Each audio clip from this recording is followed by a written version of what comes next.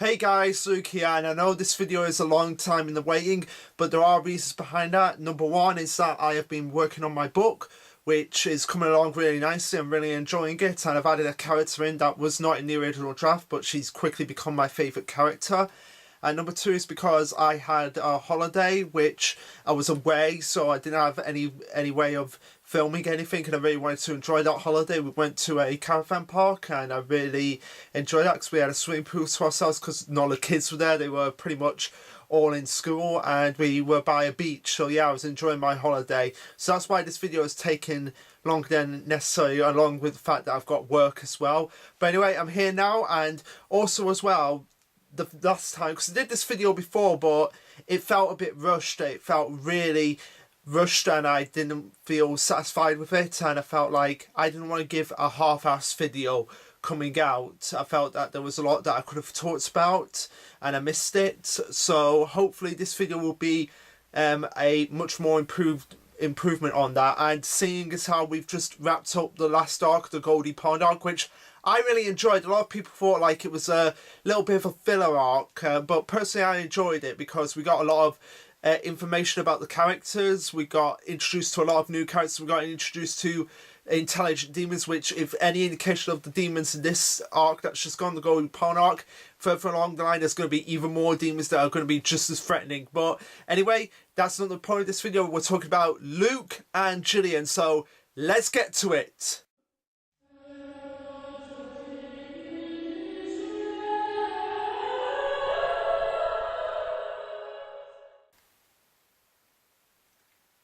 Okay, I was just holding this dinosaur just to screw around with you guys for a minute. But no, seriously, I have to question this at some point. Because with the Jurassic Park franchise, we had characters that were kids and they were never even eaten. Or even in the recent films, we had kid characters and they weren't even eaten by the T-Rexes or any of the other dinosaurs, which is kind of disillusion when considering the fact that we have a series like... We have a series like this series where we have this and this. Oh yeah, and of course this in it. So yeah, what the hell, Universal? You really need to get on that. You really need to get like kid characters in Jurassic Park franchise actually dying. But anyway, that's just a tangent. Okay, so we're talking about Luke first. Now, at first, I was kind of interested with Luke. He seems to be like one of those demons, like, oh, this guy might be interesting. He's got an interesting design, like the horns on his head, like they kind of do that hoop thing around them. And Luke, the name, it's actually a play on Lucifer, which means the devil, obviously. And as we can see from this image, this one right here, we can see that Luke is sort of like on his throne with his subjects around him and being carried around, which shows, which kind of gives an indication that he views himself as a king, as like a dominant one, which is very appropriate for all these demons because they view themselves as dominant. Well, most of them do, because there are a few that don't. But as time went on, he became actually my least favourite demon, and I will explain why in this video. But first, a little bit of background on him. Alright, so he first appears when Emma first gets into Goldie Pond and she meets Violet, and she's telling her about, okay, we have this game that's going on where the demons hunt us and we're trying to find a way to fight back. And then in the very next chapter we see all the demons gathering. So we see Bion, however you pronounce his name, we see Luce, we see Noma and Nomus, and then we see Luke. And Luke's whole motive for the hunt is like, he doesn't care. As long as he gets a hunt in, he's fine, he's happy, which isn't a bad motive, but compared to someone like, say, Luce, who's looking for a particular hunt, that's kind of like, yeah, we kind of need something a little bit more from him. And that's what we didn't get with Luke. He had an interesting design, but he just wasn't interesting as a character, and this is further evidenced by the fact that even Luce finds him a little bit pretentious, because as we'll see from here, we see Luke basically toying with the humans, saying, I'm going to give you 10 seconds and you've got to run. And then you see Luce off to the side thinking, this is really pathetic. I don't like this. A hunt is much more fun and fascinating when both sides can put themselves on the line. And in a way, that is kind of true of a hunt, because if you're just going to be like just OP and it's going to not be and it's not going to be a challenge, then what's the point of it? It's kind of like with Saitama. He's gotten so OP that he's become bored of the whole situation. I think Luce sort of feels the same, and the fact that Luke is actually playing with his prey, as he would like to say it, is kind of like really there's not much more to you. You don't have anything other to go off of here. But yeah, this all changes when we see Emma just grab the axe, go after Luke's eye, and he's like, whoa, whoa, whoa, and then Luce catches it, and rather than being like fascinated like Luce is, like, oh, they found our weakness, okay, maybe this won't be maybe this will be different, Luke starts being like a whiny, petulant crybaby, like, I can't believe she nearly killed me, she nearly got me in the eye. Whereas Luce is like, so somebody has the fight in them. Somebody's really going to be a challenge this time, and that's why I love Luce more than Luke, is because he's willing to put himself on the line, put himself in that hunted position, and give it sort of like an equal balance, so that it's much more exciting, not just for him but for us as well, because it could have gone any way. And I will be talking about the fight with Luce in great detail at some point. Possibly in the next video that I do, that may be the Luce fight, and why I feel like it's not a Deus Ex Machina, because a lot of people thought that the ending to that fight was a Deus Ex Machina. As I read the comments, they were like, oh, it was Nakama friendship power that did Luce in, when no, it was not that at all, and I will explain why when we get to it. But yeah, going back to Luke, okay, so he's like being a whiny, petulant crybaby, and this doesn't stop after the initial hunt, when you have all the demons hunting around and Emma joins the hunt. He's still like on that tangent of like, we are the best, we cannot be defeated, and it's like that arrogance, I feel like at this point really needs to not be a constant factor with the demons, because otherwise they're just going to be boring if they feel like they can't be defeated and they feel like they are unstoppable. It's ultimately going to cause them downfall, and it's going to make them less interesting characters.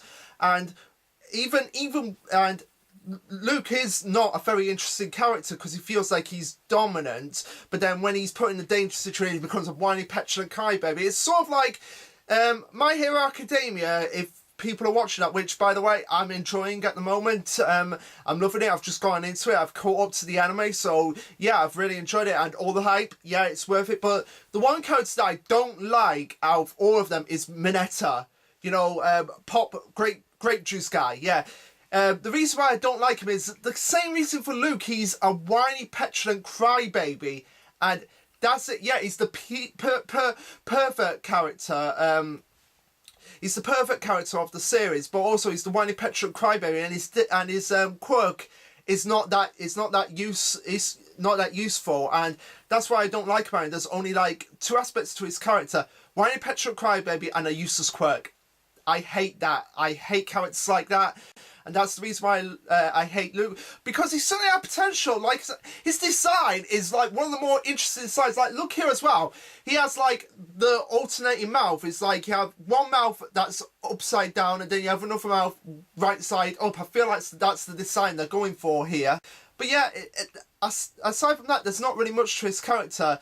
And also he's one of the demons. He's like one of the demons that is still stuck in the past of like calling the humans like they're lesser beings. Like, for example, he will not refer to the humans by name. He'll just refer to them as it. It's it. I can't wait to cut it to pieces. Whereas Luce, you can tell, has a lot more respect for the humans, because it's like when the big attack starts happening and they're all at that table and they're all discussing the Emma as being the premium good from Gracefield House. You see Luce being like, it's her, meaning that he's been looking forward to this, whereas Luke's been looking forward to it as well. I'm not saying that he's not looking forward to this hunt, but he's looking forward to just shredding her to pieces just like that, rather than just having a hunt where it's like, okay, this may be more interesting. And sure enough, when we do get to the hunt, which is one of the best, which I feel is like one of the best parts of the series at the moment. Yeah, like Goldie Pond, that's the part of the series that's really the most hype for me at the moment, because it felt like it established just how strong these demons are going to be. Luke was strong. I'm not going to say he's not strong, because there's a reason why they haven't been able to take him down until this point, because he pretty much established himself as one of the strongest characters.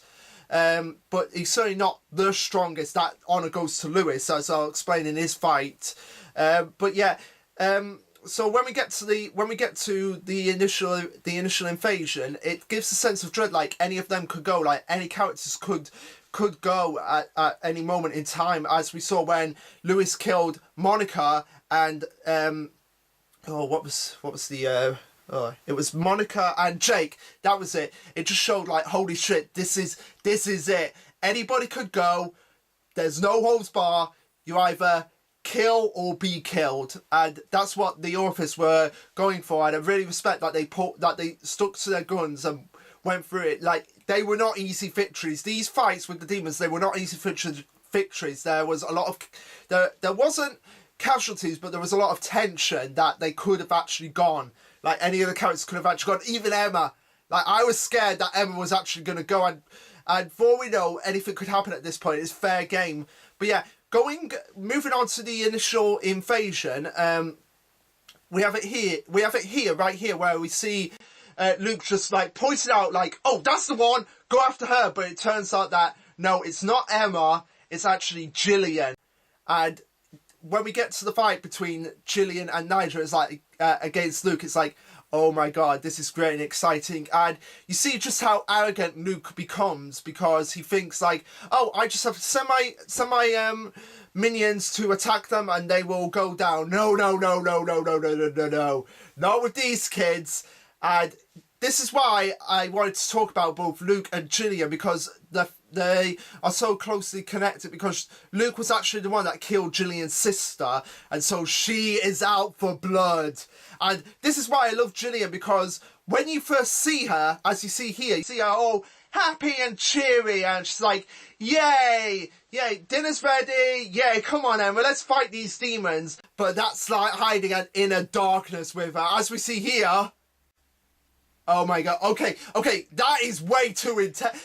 That is way too intense, as we see with, and it gets to this fight where it's like, pulls back her coat and she's like, eat lead, and you see this here, and just like her shooting these demons right as they go. And even though Luke is the first and the quickest one to take down, it just shows that they are putting themselves on the line, because they fear that they could go at this point. Like, if they make one mistake, Gillian and Nigel could go, and it seems that Luke is not picking up on this as well. Like, he is not as clever as Luce or even Bayon as well in that regard, because he is just being so arrogant and letting his dominance over these kids get the better of him. As you see here, where he's going, it's no use, we are invincible, we cannot be defeated. And then all of a sudden, boom, his minions are just deader than doorknobs, because he thought that they were actually just wasting the bullets, just trying to fire at him. But no,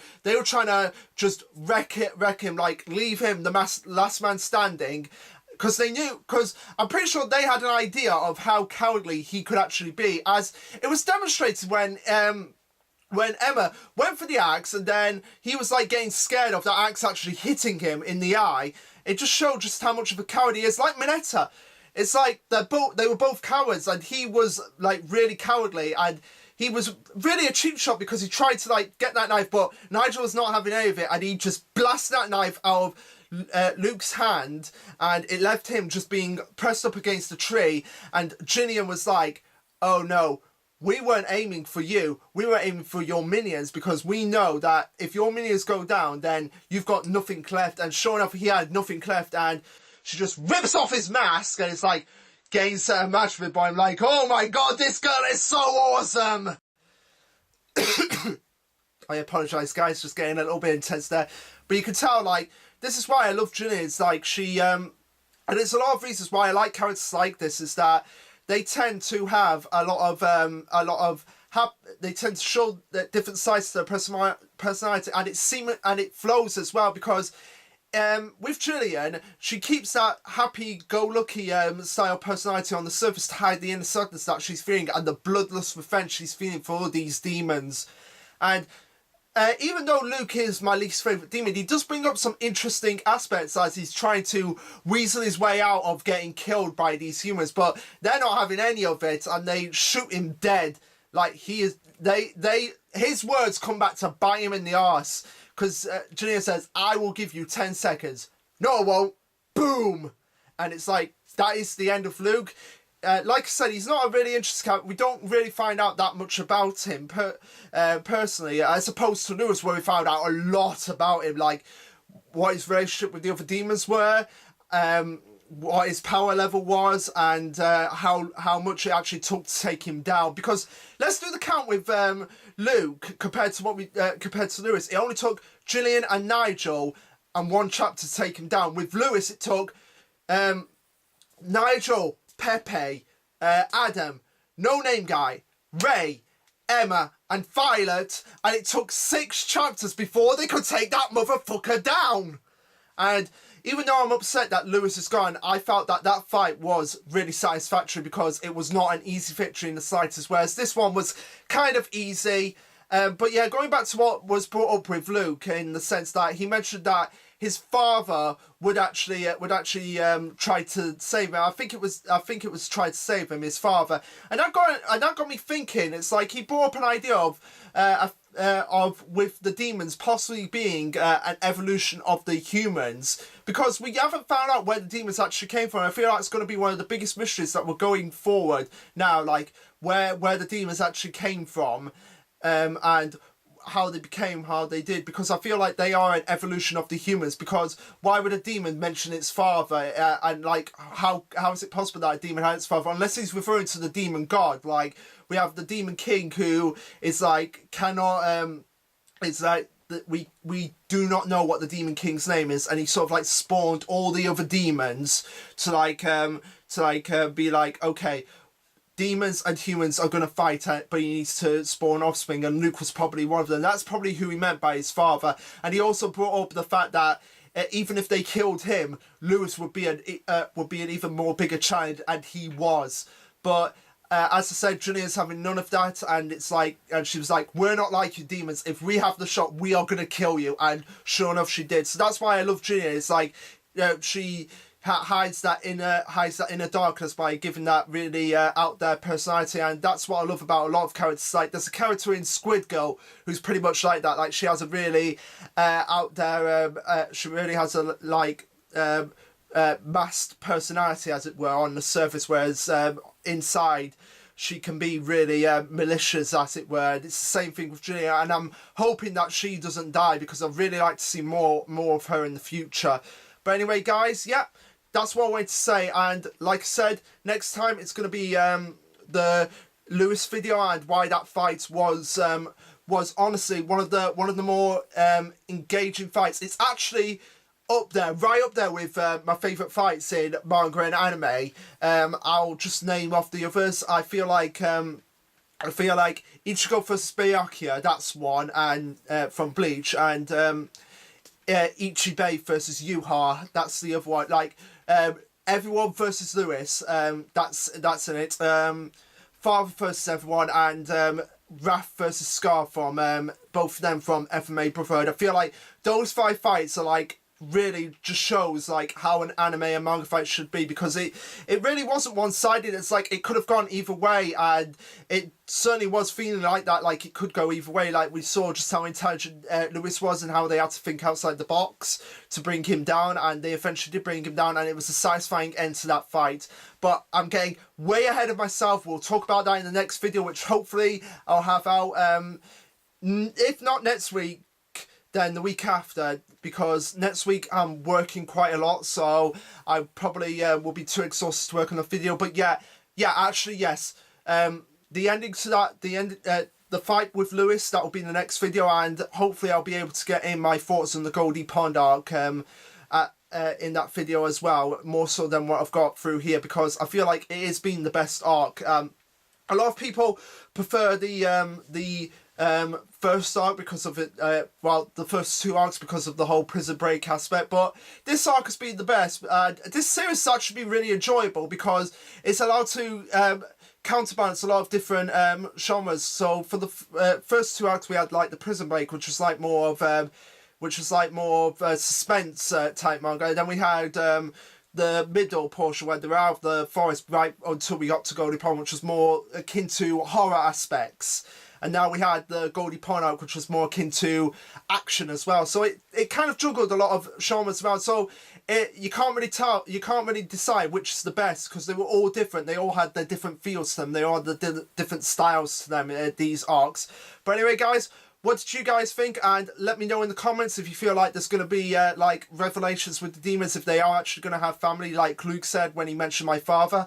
And I would like to know more about like who the other demons are. I feel like, yeah, they are dead, but I don't feel like they're gone forever. I feel like there's going to be something more to these demons. Like it could be like how Yuha just absorbs the souls back into it. It could be the same with the Demon King, like how he gets the demon souls absorbed back into him, and he's able to produce more demons that have the same memories as the other demons, but they're very different characters. So like we could have a demon that has the same memories as Luce, but he's a very different character, but he has the intelligence of Luce, but he can add intelligence onto that. I would actually like that if that was the case. But anyway, guys, what do you guys think? Let me know what you thought about Luke, because I felt like he wasn't one of the more interesting demons as opposed to Luce or Bion. But I will say Gillian was my favourite of the Goldie Pond lot, Her and Paula, because Paula just had the bandana and she was a sniper, and that just makes her instantly cool. I challenge you to find someone that wields a sniper and has a bandana and is not instantly cool. It is hard to find that. But anyway, guys, what did you guys think of Gillian and Luke? And let me know in the comments, and I will see you guys next time. And hopefully this video was a lot more satisfying for me. I feel like it was, because with the last time I did this video, I felt like it was completely rushed. I wasn't paying much attention to it, and I felt like I missed a lot of stuff, but hopefully I got everything I needed to get out in this video. And I'm really looking forward to talking about Luce for possibly the last time, which is a shame because he is one of my favourite characters. But anyway, rest in peace, my man Luce. I am gonna get a giant poster of him at some point to put in a background with this video along with this poster. But anyway, see you guys later, and next time we're talking about the fight with Luce.